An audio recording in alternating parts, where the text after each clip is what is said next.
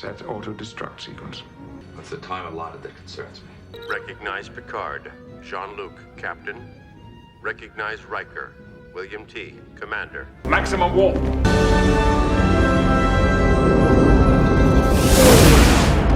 Ladies and gentlemen, welcome back to the Warp Core Podcast. I am Urza Master.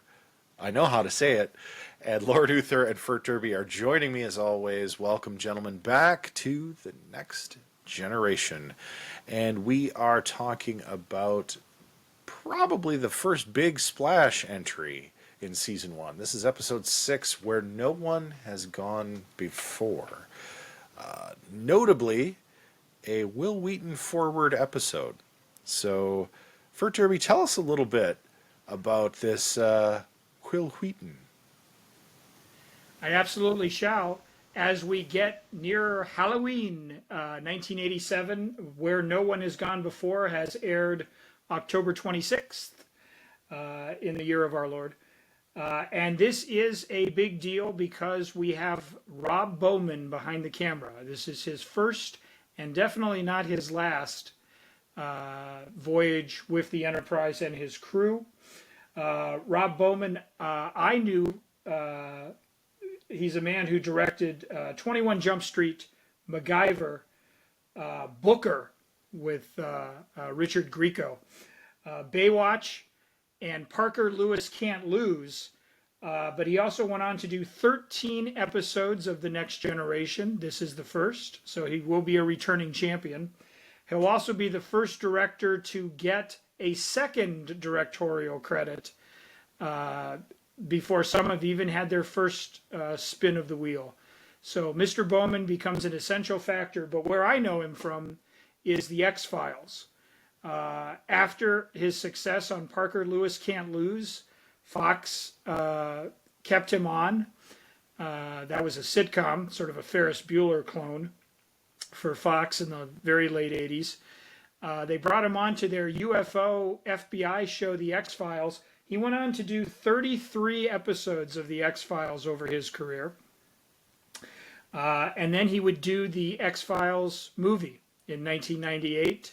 Fight the Future, bringing Fox Mulder and Dana Scully onto the big screen, one of 20th Century Fox's big summer movie releases in 1998. That was Rob Bowman. From the success of that film, he would do a crazy Christian Bale, Matthew McConaughey, Gerard Butler, Dragons Have Invaded the World, Reign of Fire, out in 2002. I remember buying my brother the Xbox video game adaptation of Reign of Fire because it was gonzo. And then he did the Daredevil spin-off, not the current Daredevil Born Again from Disney Plus that just dropped this week, but the Ben Affleck Daredevil incarnation from the mid-2000s. He did Elektra, the Jennifer Garner spin-off picture. So he's done big science fiction, big budgets, and he got his start right here on Where No One Has Gone Before. So congratulations, Rob. We'll be talking about you quite a bit of time. The writers were Diane Dunn and Michael Reeves, and these guys had heavy creds. Diane Dunn ended up writing 12 Star Trek novels. Those paperbacks you would see in airports and Crown Books and Walden Books and B. Dalton and Borders and Barnes & Noble, and book lovers probably recognize many of those stores, many of which are no longer with us. But she ended up writing 12 Star Trek novels over her career. This was her first and only episodic credit. And her co-writer, Michael Reeves, well, he was a huge guy. He would do Star Wars novels on that other competing franchise. And he also did a ton of Saturday morning cartoons, scripted them. He did He-Man and the Masters of the Universe. He did the Dungeons and Dragons animated show for CBS, and he did the Smurfs for NBC. So this episode it's just coming at us in this crazy quilt. You know, we've got people who worked on Star Wars, the X-Files, Saturday morning cartoons. It was just so, and actually I think it's reflected in a somewhat aspirational foundational trek, if you will. The original director, Don Petrie, I mentioned this off camera, he was the original director before Rob Bowman, and he dropped out because he got a gig doing a big screen romantic comedy set in Connecticut at a pizza parlor. That film was Mystic Pizza. It was released in 1988. It got pretty good reviews, did some modest box office, but it did introduce the world to Julia Roberts 1 year before Steel Magnolias, 2 years before Pretty Woman. And it gave us our very first taste of Matt Damon in his very first on-screen role. It would take Matt Damon years and bit parts before he and Ben Affleck would break through with their Oscar-winning Good Will Hunting, 9 years after Mystic Pizza hit theaters. But this was the launching pad for two future Hollywood stars and Oscar winners, Julia Roberts and Matt Damon. Don Petrie thought that was more important than Where No One Has Gone Before. So there's a case where both sides won because we got Rob Bowman and he got to do Mystic Pizza. We also have the actor Stanley Camel. He plays the obnoxious Starfleet engineer who commandeers the Enterprise to give it field testing for new warp core equations. And you've recognized him. He played villains on television, including in Stephen Bochco's Murder One. And he was also a highlight of this episode. He's a familiar television face who feels comfortable in this alien environment, so to speak. And his pushback against the crew is definitely one of the highlights here. Gentlemen, again, taking sort of a Star Trek soon-to-be trope, the idea of the hallucinations of the crew, sort of little nightmare fuel for some, and for others, glimpses into the past.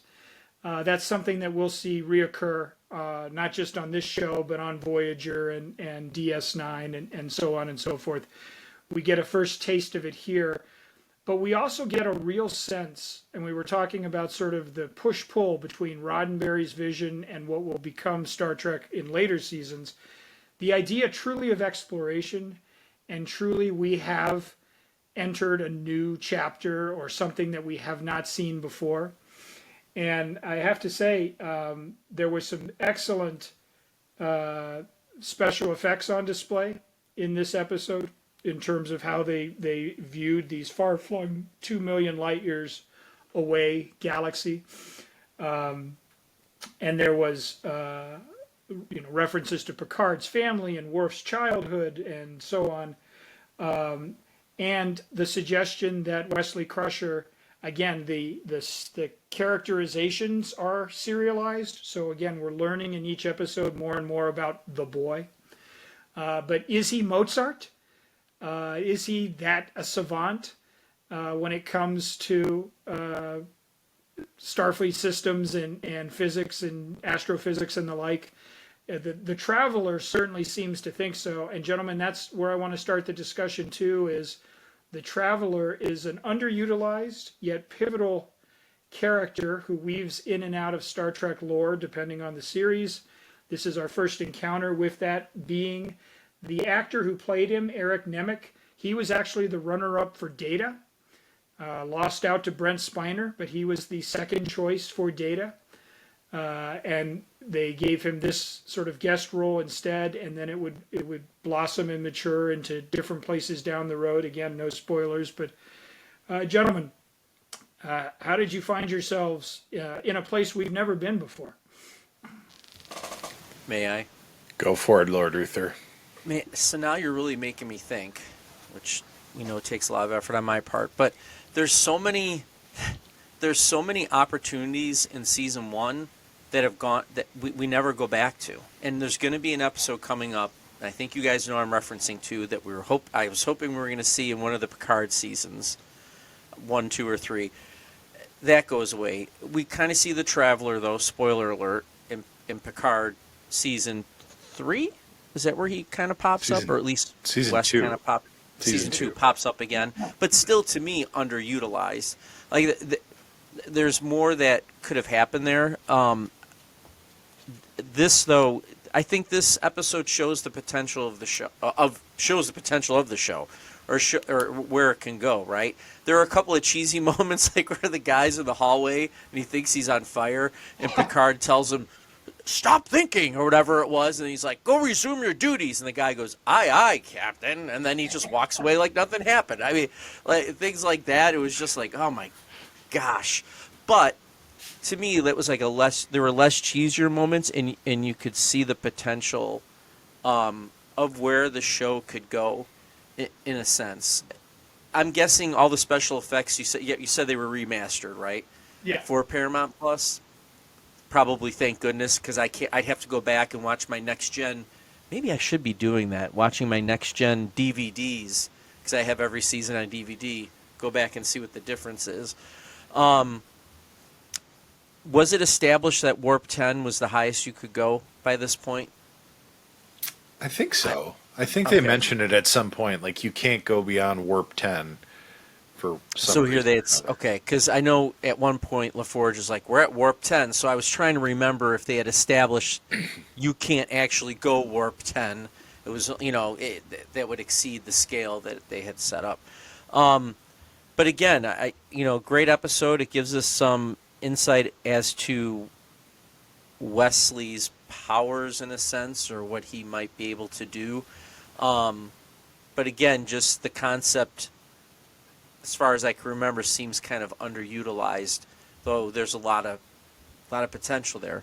I enjoyed this episode. Obviously, the ending where Wes gets to, sit on the bridge and Picard accepts him, and now you get the rank of ensign, right? Like that happens at this point. So, right, because he bestows that rank as long as he studies, and it's going to be more book time. But hey, sit off to the side of this plastic couch we have on the bridge, which, by the way, is that bridge just way too big? You think back to TOS, and the bridge was, and I know TOS, the idea was it was almost submarine-like. It was, confining in a sense, which when we see Star Trek Enterprise, which comes about in the 2000s, they purposefully make the hallways look like a submarine. It was supposed to have that feel.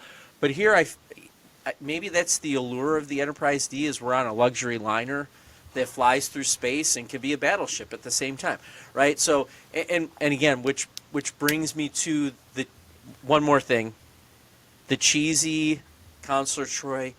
The ship feels good right now. Like, everyone feels good about this plan. I feel this emanating throughout the ship. And I'm like, oh my gosh, let's not do this. If this is going to be, if this was going to be her whole thing of, I feel anger, I feel happy, get me Uhura back. Like, I'd rather have that, I think. And again, I know they're still trying to figure her out.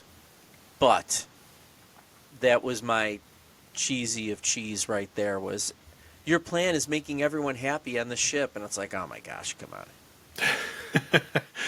It is there's a little bit of cheese ball in this episode, but this is the first time I feel like the crew feels a little more complete, and a little more in sync, even with Tasha Yar present.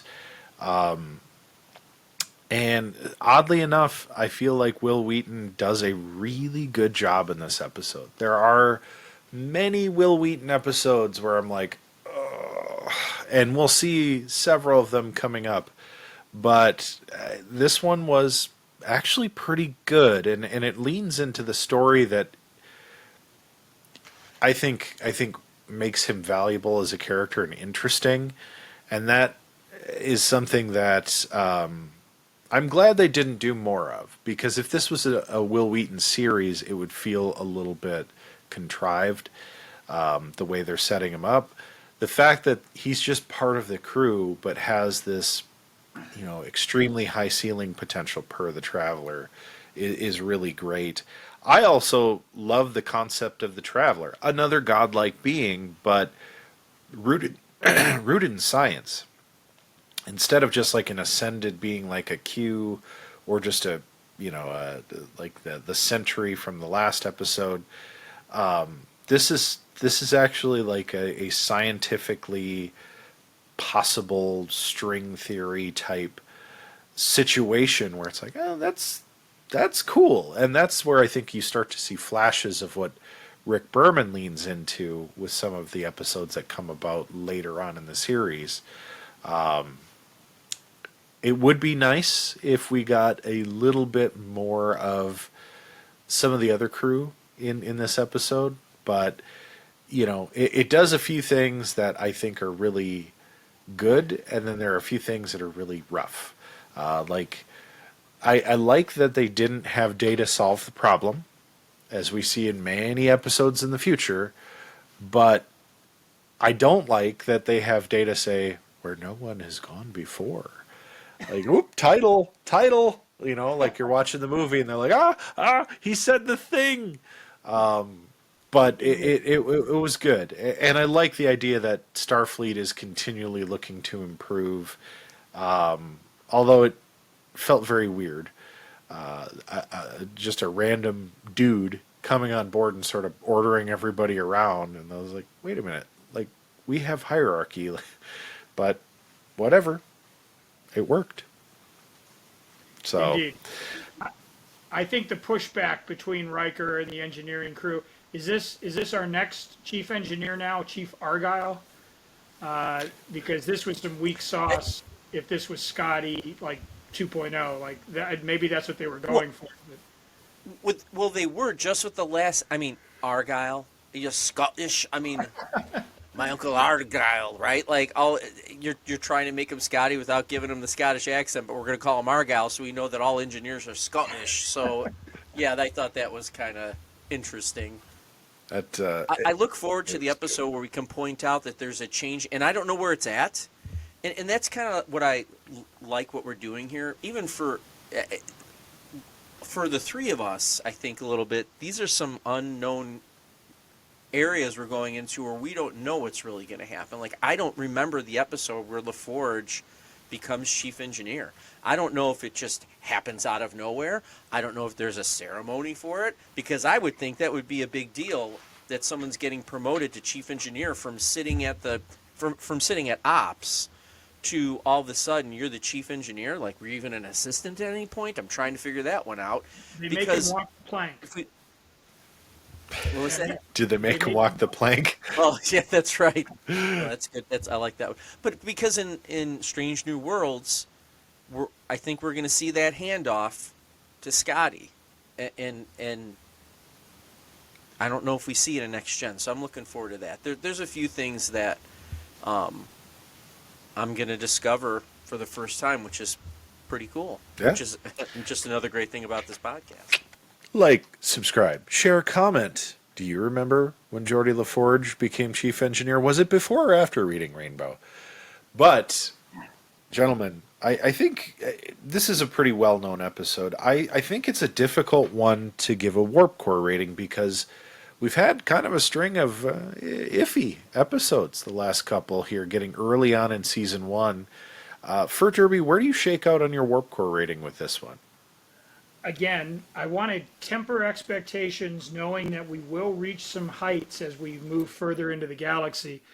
But this is a promising step after the initial highs of Farpoint, and then a couple of episodes, whereas for various reasons, and maybe too much in common with original series episodes, being a little too familiar. This one did feel like we're trying to turn the page. We're trying to color outside the lines. I'm going to go 4. Maybe that seems low for my enthusiasm, but I think 4 is the right number now. And I think we'll know when we start seeing 6s and even maybe some 7s for this show. But I think it's this one, they're on the right foot, our little quibbles aside. This is more of the Trek that we think can be, the future of the franchise. So give it a 4.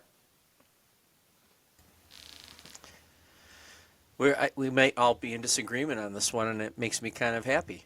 I'm gonna go 5.5 because I feel I like Urza's point that kind of they all seemed settled in their roles.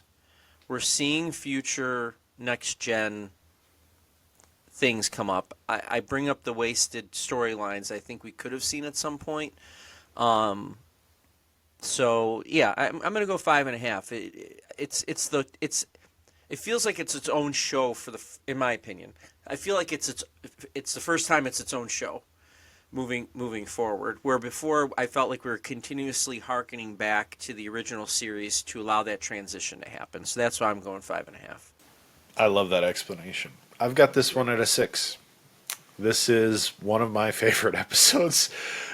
Sleeper, but it is one of the best, I think, because of what later episodes do to build upon it.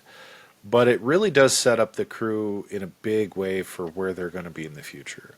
I think the best thing this episode does is show you some of the background on some of the other characters. You get Tasha Yar with her cat in the, horrible planet she comes from. You get Worf and his, Klingon Targ. And you get Patrick Stewart's grandma serving him tea in a hallway. And you get some flash between kind of the philosophical and the scientific. And I think that's what Next Gen does best. And just there's so much good stuff going on here science-wise, philosophically, and character development-wise that I feel really good about it. The only thing that keeps this from being a perfect episode, in my opinion, is they weren't really sure how to fit Data into the equation. He just kind of drops the title. He's sort of there. And I know some episodes rely on Data to save the day. And I'm not real high on those, but I like an episode that respectfully uses the full cast. And this is one where it was almost there. It's definitely, in my opinion, foundational Next Gen. So, earns a 6 for me. But, gentlemen, we have a lot more Star Trek Next Generation to talk about. So, we will leave all of you fans out there with this. Like, subscribe, share, comment. Let us know what you think about Wil Wheaton and the rest of this episode where no one has gone before. And until then, make it so.